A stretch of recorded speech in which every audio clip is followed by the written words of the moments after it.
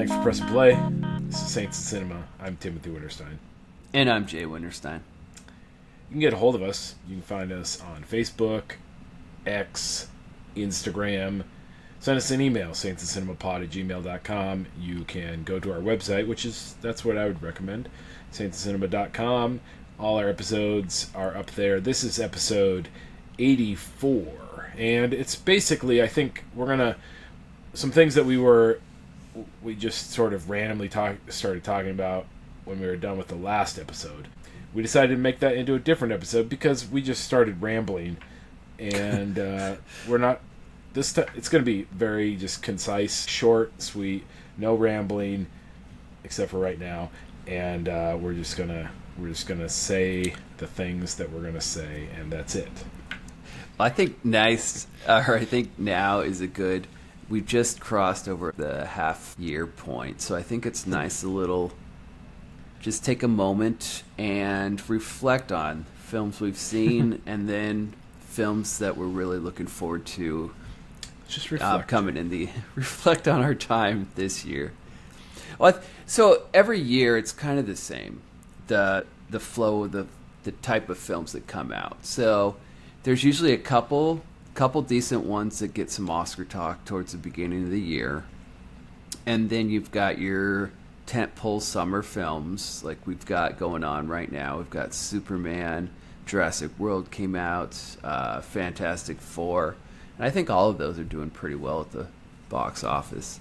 And then you've got the ones that are geared more towards Oscar voters that come out typically end of October through December, and they do that every year.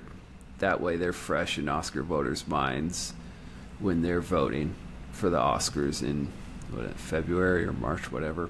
So, typically, films that are more geared towards winning Oscars, they usually come out towards the end of the year. So we're kind of right in the middle of that right now, and I think we've got a lot of good stuff happening. I guess just starting us off. Maybe it's more of like a recap, but so what are your favorites up to this point, Tim? I only have three, Jay.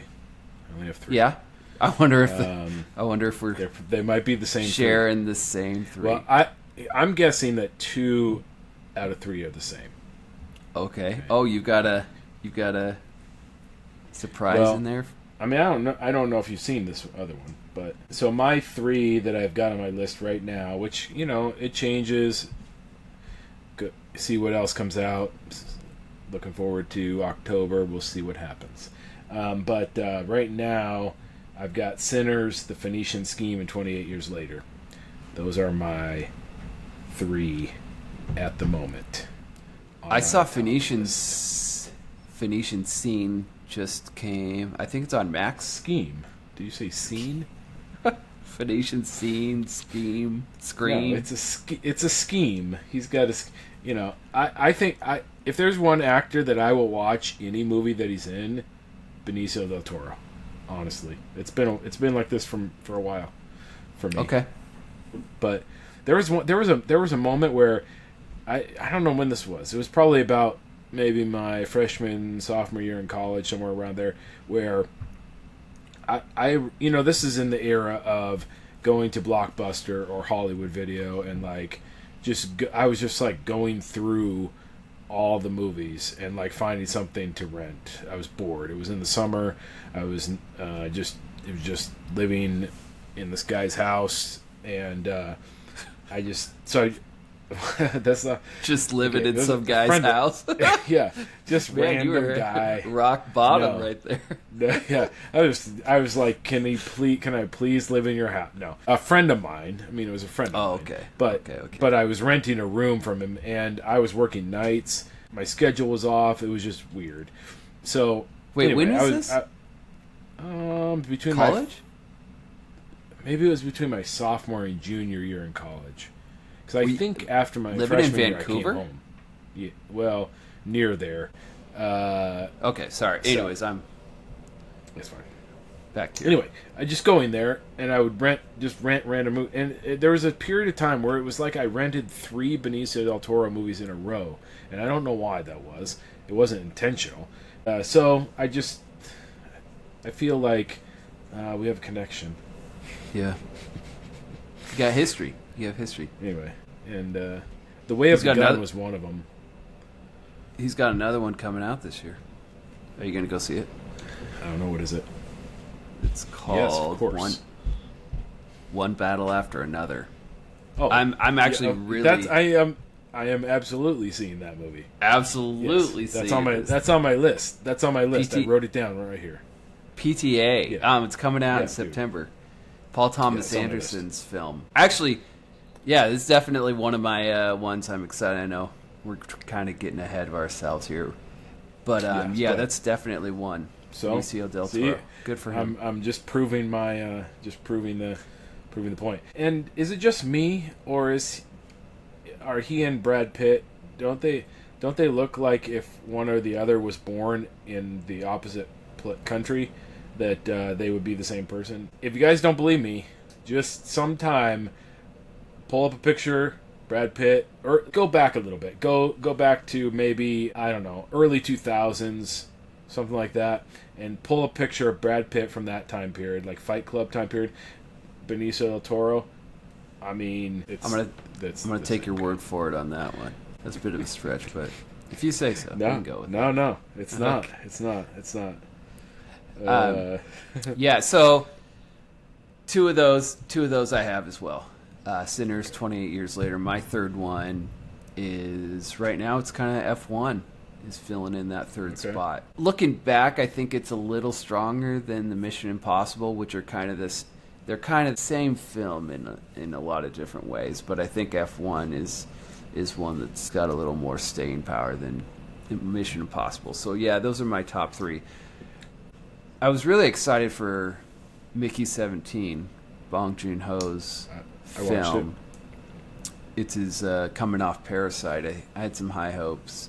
Yeah, it just I didn't feel like it came together well. It was a bit jumbled, and I think he was trying to do it did not have the impact. Like you can kind of see there's some interesting ideas there, but I don't think it had the impact of Parasite, for example. No. The tone was a little different. Which I think good. Do something like interesting, but yeah, sure. But it just didn't. I don't think it's gonna make my top 10 this year. Just by the way, according to AI, some people call Del Toro the Puerto Rican Brad Pitt. So it's not it's not just me. It's not just me. And here to back up my random claim is AI. Look at that. I mean, if AI said it. Some people must have said it. It just mined the internet, and some people must have. What it did is they were both in Snatch. They were both in Snatch. It heard you say it, Tim, and then. Okay. Oh man, right. The algorithm. All right, we got it. You're making your own algorithm. I said there wasn't going to be any rambling, but. But here we are. Here we are. All right. There's a lot of exciting directors coming out with films this year, which I'm kind of excited about. Side note, before we get in on this, did you see that now it's less than a year, Christopher Nolan's Odyssey is going to be coming out. They started putting out tickets and sold out. Yeah, crazy. So they released tickets for a film coming out in a year. Yeah. And it already sold out. When was the last time that ever happened? I don't know that that's ever happened. I don't think they've ever released tickets a year in advance. And so it's already selling out. And I heard there was some people were scalping tickets for like $200 for this. Okay, well, I'm not doing that. But. Yeah, wild. But that's exciting. That's exciting for that one. For the Odyssey from Christopher Nolan coming out next year. I mean, the problem is, if you get your hopes too high, what if it doesn't live up? I feel like go in with lower expectations, then you have a better chance. Well, I think they've gone too far. The expectations are too high right now. They can't be lowered. Okay, well, that's not. All right, that's Nolan. not necessarily good. It's on you. Yeah. Ari Aster, who we did an episode on Beau's Afraid. Love He's that got movie. Eddington in theaters right now. Okay, I that's on my haven't list. seen it. I'm hoping to see it in a couple days. I'm hoping to see it in a couple days. We're gonna see who sees it first. Oh, man. Yorgos Lanthimos, always fun. He's doing 1 or 2 films a year now. So he's got Begonia. This is about 2 people who kidnap a CEO of a major company and convince that she's an alien. Right. That looks. It could be good. It could be bad. I feel like It could be bad. It sounds like a little sillier than a lot of the films he's done. I know he's gotten a little weird with some of his films, but this one just sounds kind of, I don't know. It sounds, I want to say silly. Silly seems to be the word here. So we'll see how he tackles that. See how that comes out. Okay. So those are that's. I mean, that's starting us off. What else are we? Eddington, I'm going to see this week, hopefully. What else you got? Just like run through some real quick, and then we'll maybe like touch the top 3 or something like that. Top 3 of films you're looking forward to? Yeah. Okay. I mean, I might have one on here from next year. I don't know, but One that's not going to be on my top 3 probably, but Darren Aronofsky's got a film, Caught Stealing, about a baseball player. no, I want it. Yes. Yeah. Okay. All right. I've cool. seen the trailer a couple times, and that's the sort of movie. It feels like it feels like a Snatch, Lock, Stock, and Two Smoking. What's that guy's name? British director. Yes. Yep. Caught Stealing is definitely on my list, and that's the one. That's the one with Benicio, right? No, it's Guy Ritchie. No, but it's the One Battle After Another is the one with Benicio. Oh, okay. Okay. I got confused because doesn't he play a Jewish jewel thief in one of those movies? And there are 2 Jewish jewel thieves in this movie, and so I got confused. Okay. Liev Schreiber and Vincent D'Onofrio are playing the guys who are after the money in this one. But okay, yeah. So both of those, Caught Stealing and One Battle After Another, see them. I'm in. I'm all in. PTA. All right. Aronofsky. So you don't. Okay, so those are not on your top 3. Not on my top. I'm not 100% sure which of these I want to put in my top 3. Though I mean those are up there. I really want to see Omaha by Robert Machoyan. We did an episode with Thomas Torrey on Killing of Two Lovers, which this is 5 years I think since it came out. Might have to revisit that one again. Mm-hmm. But his new he's not the director, he's the writer. He is the writer. Yeah, it played Omaha. Sundance this year, I think. So I'm looking forward to that one. I watched another it. one that's Oh, I told you I watched it. You know that. yeah, Sorry. yeah. Another one that's coming out soon that is kind of intriguing is Together. Kind of a horror, it looks like. Oh, Franco and Alison Brie. Yeah. The last movie I saw with Alison Brie, I was hoping for more. It was something about a horse. I can't remember what the title was, but something about horses, and it was weird, and I didn't. I'm not the biggest Alison Brie fan, but I'm always up for This one, surprise. you know what? Just like anybody who's doing something where I'm like, that seems out of the pattern of what's coming out. Mm-hmm. I'm interested in, and not that I've seen, so I always have to give myself this caveat that I haven't seen anything. Maybe it's not outside of what other people are seeing, but it seems, different from what seems to be coming out. So, Yeah. We'll see. What about Life of Chuck? I don't know. I don't even know. I'm not even sure it was in the is it? Life I of don't know if Chuck. it's past. It's based on a Stephen King book that I read. It's directed by Mike Flanagan. I mean, It's got Tom Hiddleston in it. So anyway, directed by Mike Flanagan, based on a Stephen King story. You would think that would be good. Okay. Obviously, there's no guarantees about anything, but that seems like a good combination. VOD right now. Okay. Nice. So I never saw it in the theater here, but it's this year, so I'm looking forward to seeing that. Okay. I think I mentioned One Battle After Another wasn't my top 3. I think it is top 3. Sorry, just to slip that in. Okay. Just to correct that. Correct yourself. Let's see. There's a couple others that I don't really know how they're going to be, but I'm intrigued by the trailers. Yes. And those are Twinless. Have you heard of this one? No. I just saw the trailer today.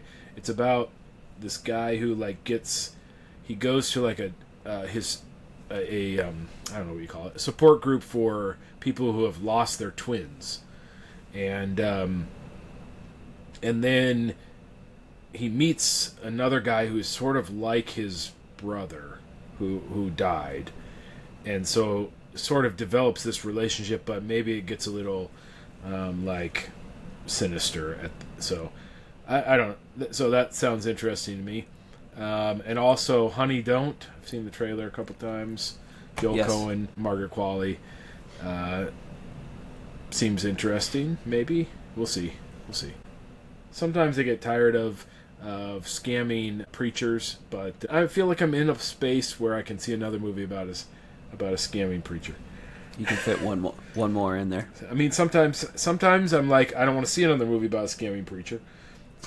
Other times I'm like, I can handle it now.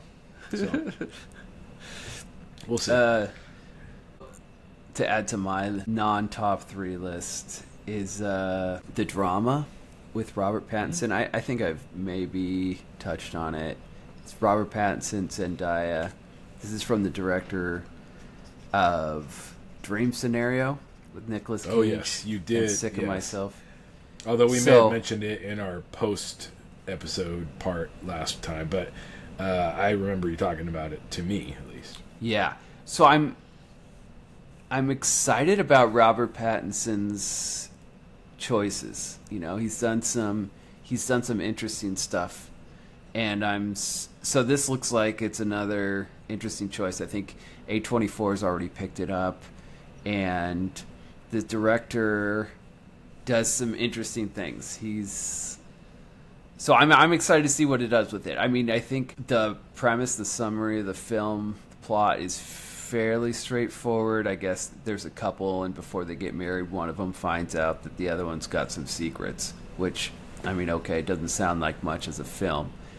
But, so I'm kind of excited to see what happens with it, see where he goes. It could be interesting. Yeah. I mean, Dream Scenario I feel like it's just an underrated, just flying under the radar, never got quite the... I mean, it's such an interesting premise. I mean, maybe there are parts of it that don't quite work, or maybe it doesn't...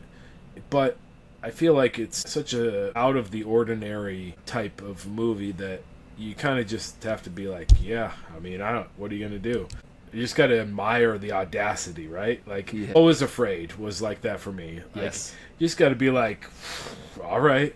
Just roll with it, man. We're going to... This is where we're going now. Yeah. Just go along for the ride.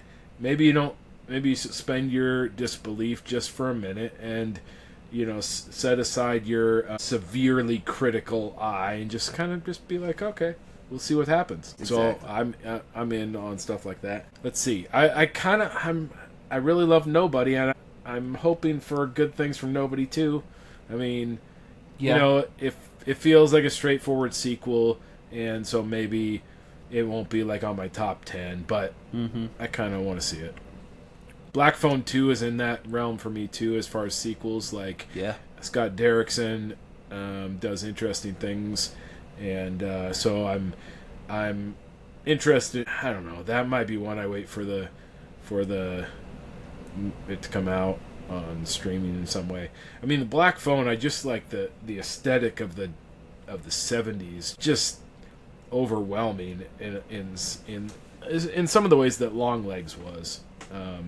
Yeah, right. sort of 80s type stuff. I'm interested in that.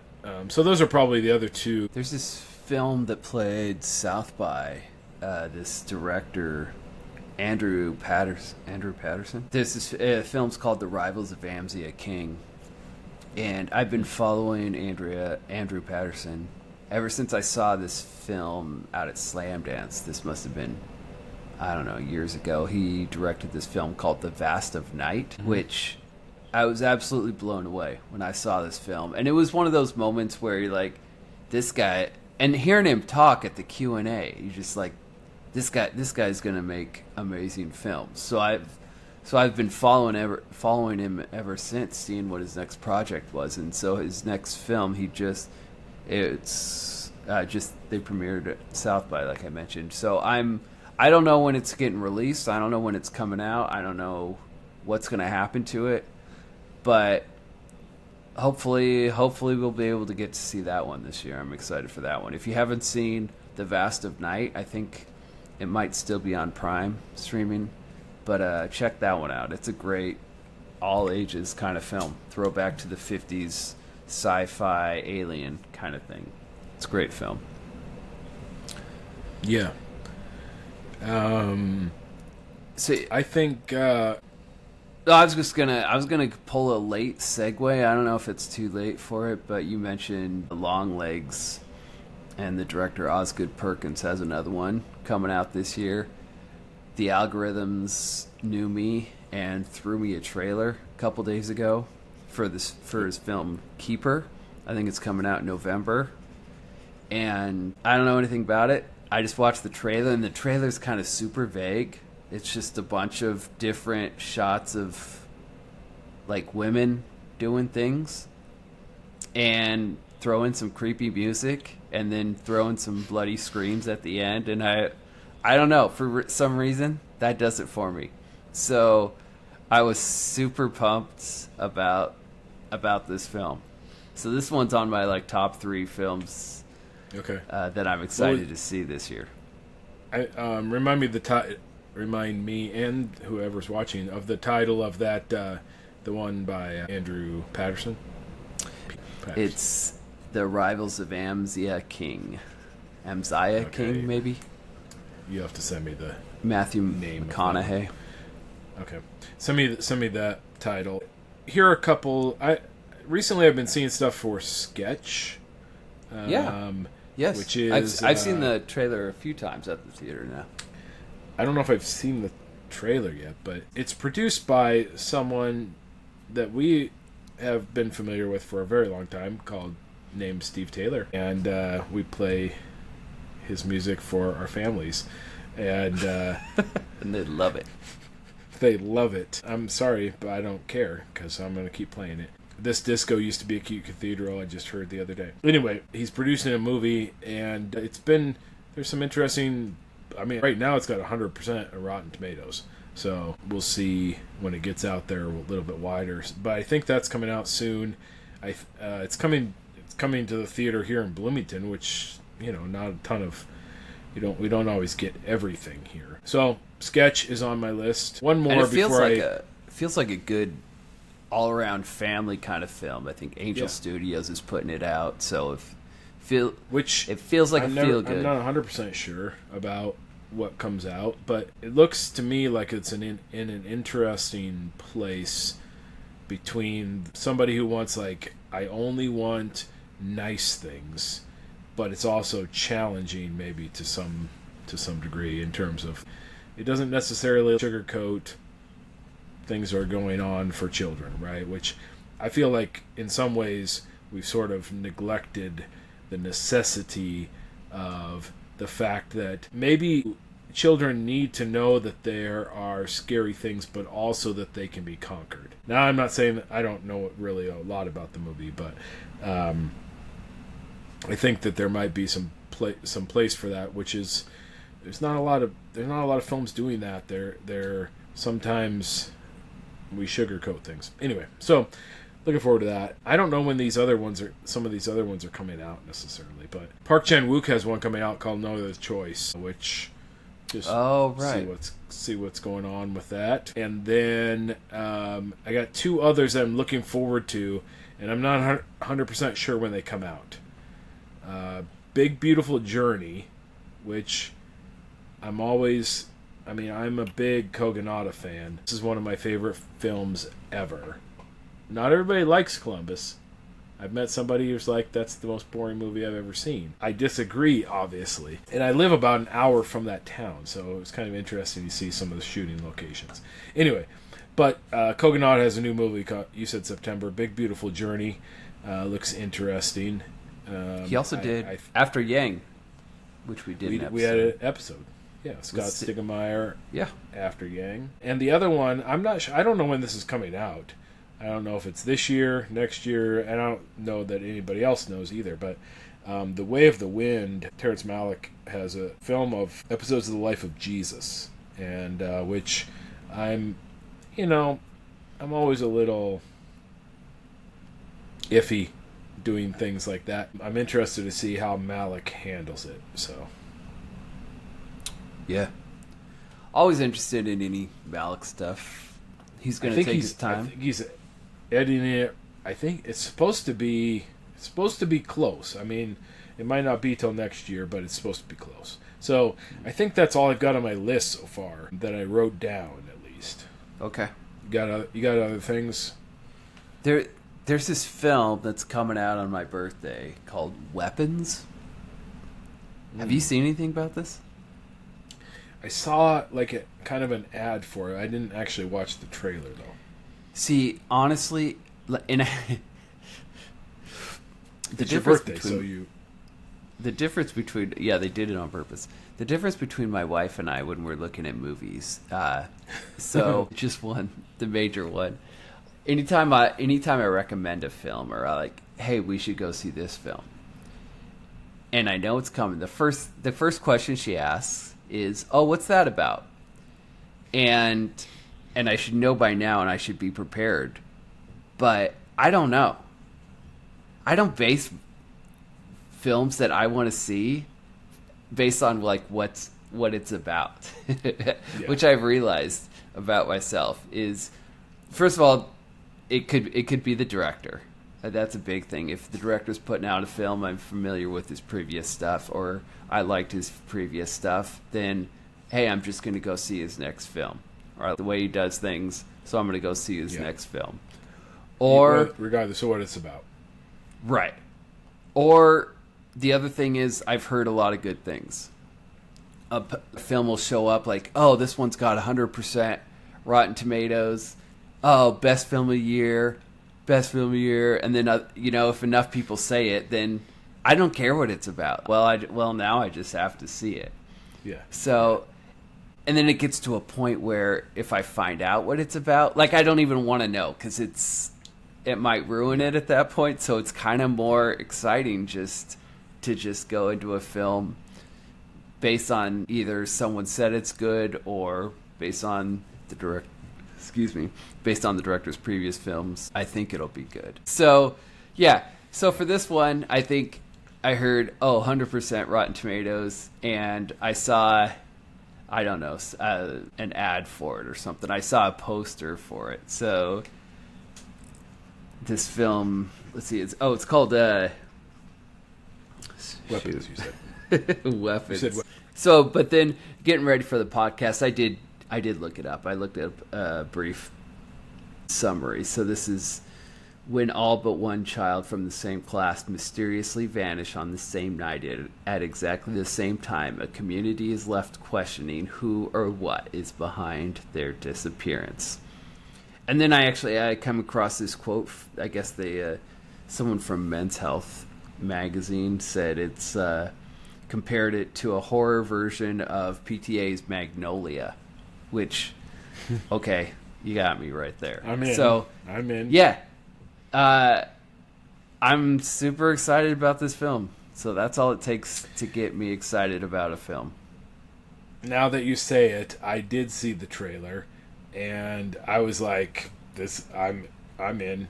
I don't so know the trailer looks... really... I haven't seen the trailer. I didn't watch the trailer. But no, I saw it. What movie was I watching? It might have been It might have been 28 years later. There might have been a trailer before it. And I was like, this is the sort of thing that I will watch. And yeah. It's from the director of Barbarian, Zach Krager. Which Is this the first thing he's done since then? I believe so, yeah. Okay. So if that's any indication, there's going to be something you don't see coming. Mm-hmm. Yeah. Like you're going to be like, I know what's going on here, and then it's not going to be what's going. I mean, if that's the similar thing, but you got to hope for that kind of thing. Right. Yeah. So that's this one, Keeper, one battle after another. Those are my All right. top.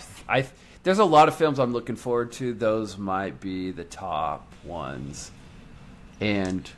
Yeah, like I said, for Keeper, I saw a vague trailer, and I'm in. Okay. Based on the director of the trailer. So I don't even know what it's about. Don't tell me. I'm going to watch it. Yeah, and anything else is going to be playing at the Newport Beach Film Festival in October. Which right. I feel like maybe not. I don't know if it'll be our next episode. Probably be the one after that. We'll do a preview. Because we like to talk about the movies we're going to see that we programmed. Mm-hmm. I mean, I feel like that's one of our lower listener episodes, but I don't care, man. We're going to talk about the things we want to see. That's right. At the film festival. So, what? All right. Anything else? Anything else we didn't mention, Jay? I feel like we just have to mention Avatar coming in at the end of the year. I don't know if it's Christmas. I mean, I didn't see the Avatar 2. What about Dune 3? Is that not this year? This year, okay. Also, I'm excited. Robert Eggers. I don't think it's coming this year. Werewolf. I think it's next year. It is. It's Christmas. No, it's Christmas this year. Is it really? I'm pretty sure. That'll. Wait, Werewolf or what's the Benicio? No. He's not in every film, Tim. He's not Pedro Pascal. No. Who's doing the Frankenstein movie? Oh, Guillermo del Toro. Yeah, Guillermo. See, Benicio del Toro. Guillermo del Toro. This one looked.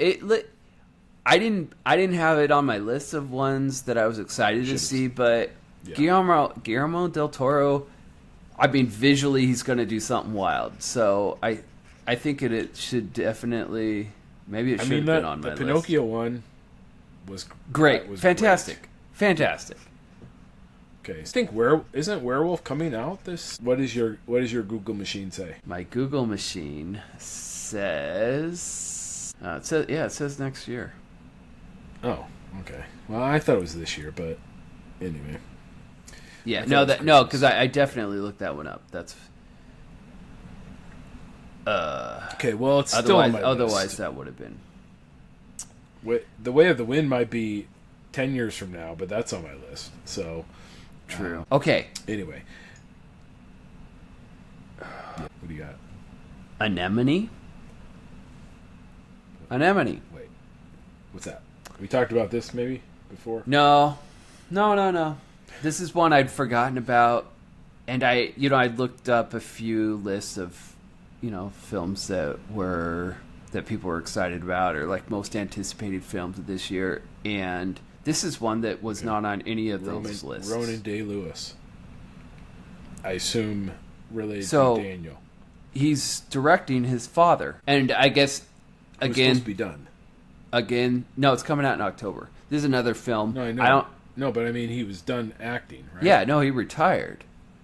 But then his son was like, "Please, Daddy," and he's like, "Okay, son." And I'm sure that's exactly how. But father. So this is a film I know nothing about, but I'm basing it solely off of Daniel Day-Lewis doing a film. So, but Sean Bean is in this. Or Sean Bond. Sean Bond. Maybe it's Sean Bean. Scene Bond. I don't know. That's funny too. Okay. What? They're spelled the same. They should be pronounced the same. So Daniel Day-Lewis is actually one of the co-writers on this. Okay. Yeah, I mean, I'm in. Yeah, coming out of retirement to do a film. Yeah. Give him the Oscar you gotta now. Be like, this must be good, right? This must So- be good. All right. Samantha Morton's in it. Yeah. All right. Any other films you've? That's all I've loved? got. That's all. Yeah. I mean, there's probably something else, but that's all I've got. I have a feeling some other films will pop up. Yeah. So I have a feeling by the end of the year we'll have different lists, but that's what makes things fun and exciting. So looking forward I'm excited to to what happens. I'm excited to talk about my horror block and my music videos when we get to that in a month or so. So I'm excited to hear about it. There are some things that I'm like, these are going to blow your mind. So Blow your mind. stay tuned. All right. Thanks for listening. Watching, if you are. I don't know. I don't know if I haven't looked to see if anybody watches this. But if you are, thanks. If you listen, thanks. And you can find us on Facebook and X and Instagram. Go to our website. This is episode 84. You can find all previous 83 episodes there. saintcinema.com. Thanks. Thank you.